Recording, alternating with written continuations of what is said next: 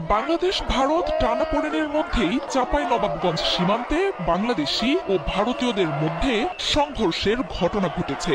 শনিবার চাঁপাইনবাবগঞ্জের কিরণগঞ্জ সীমান্তে ভারতীয় ও বাংলাদেশিদের মধ্যে এই সংঘর্ষের ঘটনা ঘটে। বেলা 11টার দিকে এই ঘটনা ঘটে বলে জানাচ্ছে স্থানীয়রা। এ সময় সীমান্তের উভয় পাশে অতিরিক্ত বিজিবি, বিএসএফ মোতায়েন করা হয়। ভারতীয়রা বাংলাদেশে অনুপ্রবেশ করে বেশ কিছু গাছ কেটে ফেলে। এ সময় বাংলাদেশি নাগরিকরা প্রতিরোধ গড়ে তোলে। স্থানীয়রা জানান, ভারতীয়রা সীমান্তের কাঁটাতারের বেড়ার পাশে গাছ কাটতে গেলে বাংলাদেশিদের সঙ্গে বাকবিতণ্ডা হয়।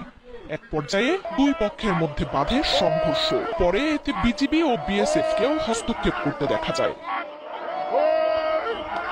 সামাজিক যোগাযোগ মাধ্যমে ছড়িয়ে পড়া ছবিতে সীমান্তে তুমুল উত্তেজনার চিত্র দেখা গেছে। কয়েকদিন ধরেই বাংলাদেশ ভারত সীমান্তে ভারতীয় সীমান্তরক্ষী বাহিনীর অবৈধভাবে বেড়া নির্মাণের ঘটনায় উত্তেজনা চলছে।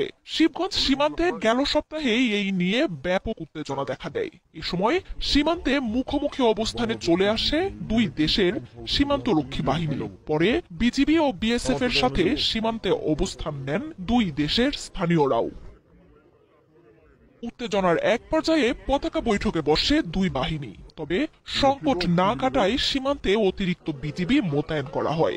শুধু চাঁপাইনবাবগঞ্জই নয়, আরো বেশ কয়েকটি সীমান্তে ভারত অবৈধ বেড়া নির্মাণ কাজের উস্কানি দেয় গেল রবিবার ভারতীয় হাই কমিশনার প্রণয় ভার্মাকে ডেকে পাঠায় পররাষ্ট্র মন্ত্রণালয়। এর পাল্টা জবাবে পরের দিনই বাংলাদেশের ডেপুটি হাই কমিশনার নুরুল ইসলামকে তলব করে নয়াদিল্লি। পাল্টাপাল্টি এই তলবের ঘটনায় বাংলাদেশ ভারত সম্পর্কে দেখা দেয় নতুন উত্তেজনা। ভারতের রাষ্ট্রদূতের সাথে বৈঠকে সীমান্তে বিএসএফ এর উস্কানিমূলক কর্মকাণ্ডের বিষয়ে উদ্বেগ জানানো হয়। বারবার অঙ্গীকার দিয়েও ভারত সীমান্ত হত্যা অব্যাহত রাখায় জানানো হয় অসন্তোষ। সীমান্তে উত্তেজনা বাড়ে এমন কোনো উস্কানি না দিতে দিল্লিকে পরামর্শ দেয়া হয়। পররাষ্ট্র মন্ত্রণালয় থেকে বের হয়ে ভারতীয় হাই কমিশনার জানান, সীমান্ত নিরাপত্তা ও বেড়া নিয়ে দুই দেশের ভালো বোঝাপড়া রয়েছে। এছাড়াও সীমান্তে অপরাধ, মানব পাচার এবং চোরাচালান বন্ধে ভারতের পক্ষ থেকে বেড়া নির্মাণ কাজ হাতে নিয়েছে বলে তুলে ধরেন প্রণয় ভার্মা। সহযোগিতার মাধ্যমে সংকট সমাধানের কথাও জানান তিনি। তবে ঢাকার কড়া বার্তার কয়েক ঘন্টা পরই দিল্লিতে বাংলাদেশের ডেপুটি হাই কমিশনার নুরুল ইসলামকে তলব করে ভারতের পররাষ্ট্র মন্ত্রণালয়। সোমবার দুপুরে দিল্লি প্রশাসনের সাথে বৈঠক করেন তিনি। বাংলাদেশের সাথে ভারতের রয়েছে 4096 কিলোমিটারের দীর্ঘ এক সীমান্ত।